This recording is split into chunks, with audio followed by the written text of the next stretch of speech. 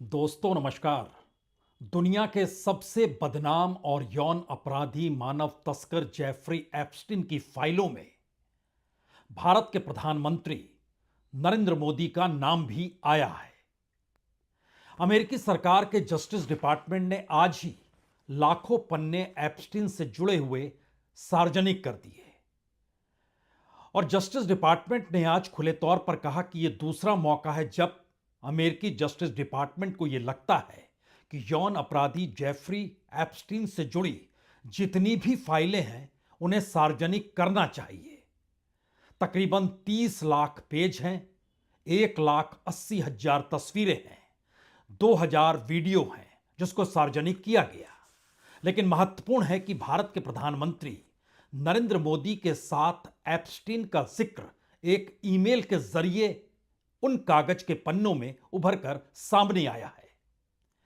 एक ईमेल में यहां तक लिखा गया है कि प्रधानमंत्री नरेंद्र मोदी ने एप्स्टीन से सलाह ली और अमेरिका के राष्ट्रपति के लाभ के लिए इजराइल में नाचे और गाए, यानी खुश करने की कोशिश की गई। वे कुछ हफ्तों पहले ही मिले थे, उसके बाद इजराइल में वो फिर मिले। यहां यह जरूरी है जानना कि दरअसल प्रधानमंत्री मोदी और अमेरिकी राष्ट्रपति ट्रंप की मुलाकात 2017 में 25 और 26 जून को हुई थी। ये मुलाकात अमेरिका में हुई थी। उसके बाद 4 से 6 जुलाई के बीच, यानी 2017 में ही 4 से 6 जुलाई प्रधानमंत्री मोदी इजराइल की यात्रा पर थे।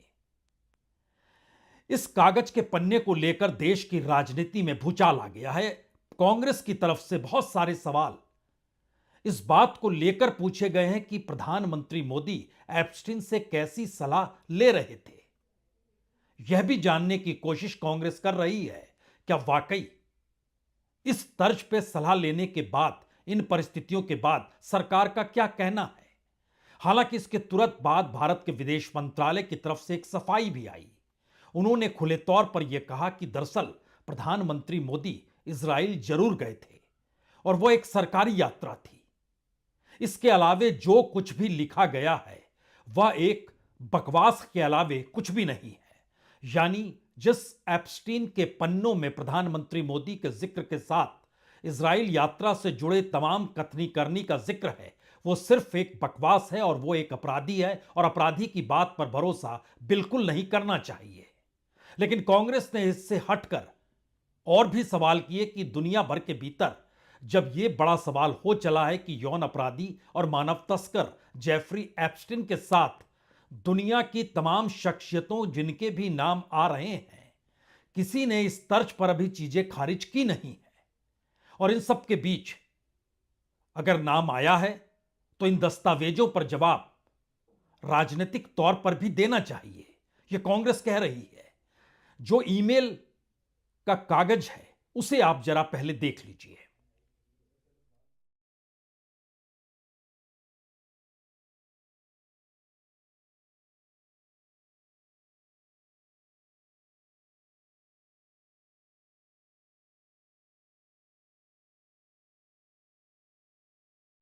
दरअसल जैसे ही ये दस्तावेज सार्वजनिक हुए, या कहें ये ईमेल सार्वजनिक हुई, कांग्रेस के नेता पवन खेड़ा ने एक्स पर 2 पोस्ट की।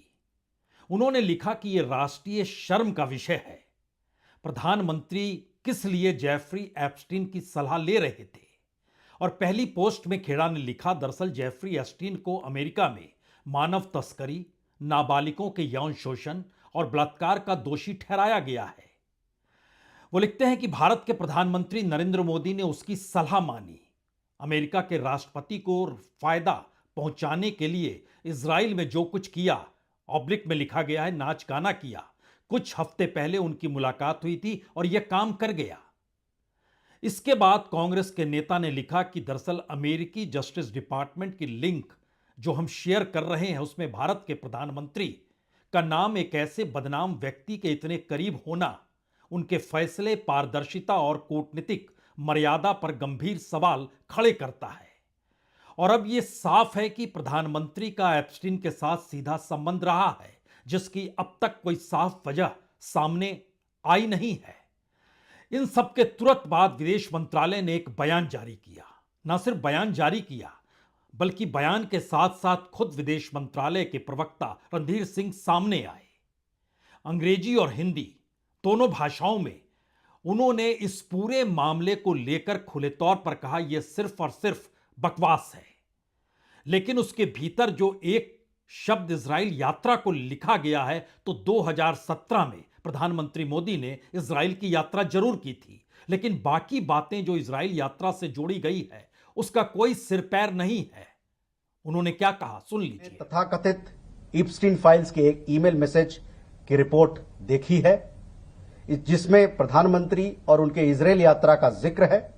जुलाई 2017 में प्रधानमंत्री की इजराइल की आधिकारिक यात्रा के अलावा ईमेल में बाकी बातें एक दोषी अपराधी के बकवास से ज्यादा कुछ नहीं है।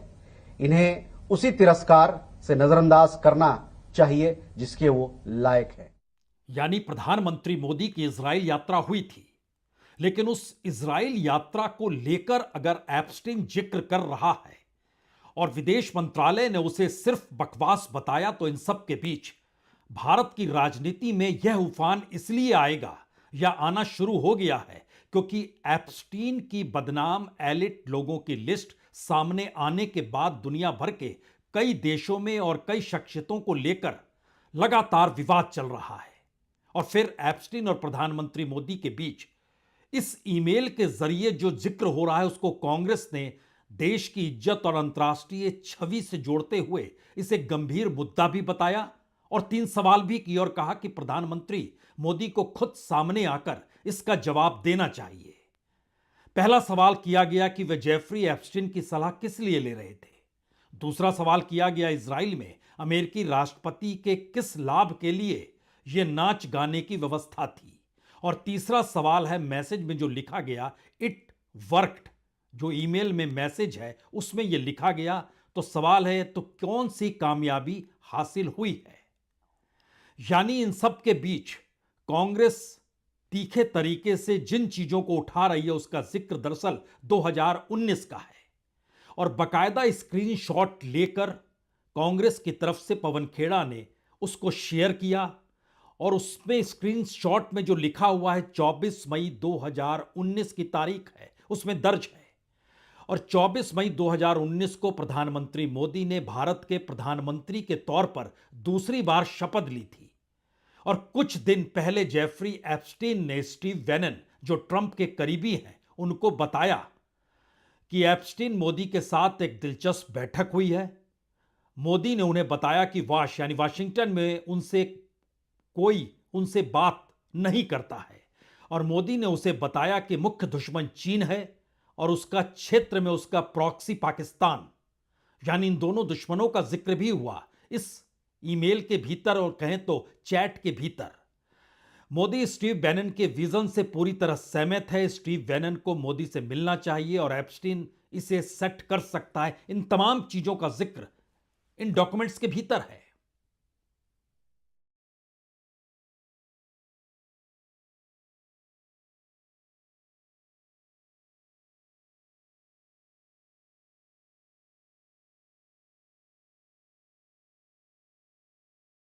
दरअसल इस पूरी प्रक्रिया ने कई सवालों को भारत की अंतर्राष्ट्रीय कूटनीति के मद्देनजर, भारत और अमेरिका के रिश्तों को लेकर, प्रधानमंत्री मोदी और ट्रंप के रिश्तों को लेकर, वाशिंगटन को लेकर भारत की समझ और इन सब के बीच इजराइल से निकटता सरीखे कई सवालों को जन्म दे दिया है। कुछ सवाल कांग्रेस ने उठाए जरूर है। उन्होंने लिखा है कि दरअसल 2019 चुनाव के ठीक आसपास प्रधानमंत्री मोदी एक बदनाम अमेरिकी जेफरी एप्स्टीन से क्यों मिल रहे थे और जब वाशिंगटन में उनसे बात करने की परवाह नहीं करता हो, यानी वाशिंगटन में कोई उनसे बात करने की परवाह ही नहीं करता हो, तो मोदी अमेरिका के साथ अपनी दोस्ती के बारे में क्या झूठ बोल रहे थे देश के भीतर। और गलवान संकट के 1 साल बाद ही उन्होंने मुख्य दुश्मन चीन को क्लीन चिट क्यों दे डाली।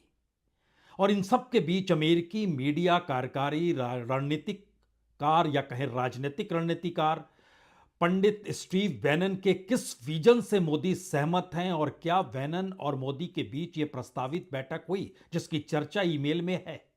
ये सारे सवाल कांग्रेस उठा रही है, लेकिन उसके आगे का सवाल यह है जिस पर भारत के विदेश मंत्रालय ने मुहर लगाई कि प्रधानमंत्री मोदी की 2017 में इजराइल की यात्रा तो हुई थी, लेकिन प्रधानमंत्री मोदी जो 4 से 6 जुलाई 2017 तक यात्रा पर थे, यह दौरा दरअसल इजराइल के प्रधानमंत्री बेंजामिन नेतान्याहू के बुलाने पर हुआ था। लेकिन यहां यह भी बहुत ही महत्वपूर्ण है कि यह पहली बार था जब कोई भारतीय प्रधानमंत्री इजराइल गया था, और इस दौरान मोदी ने नेतान्याहू से दोनों देशों के रिश्ते, सहयोग पर बात की थी।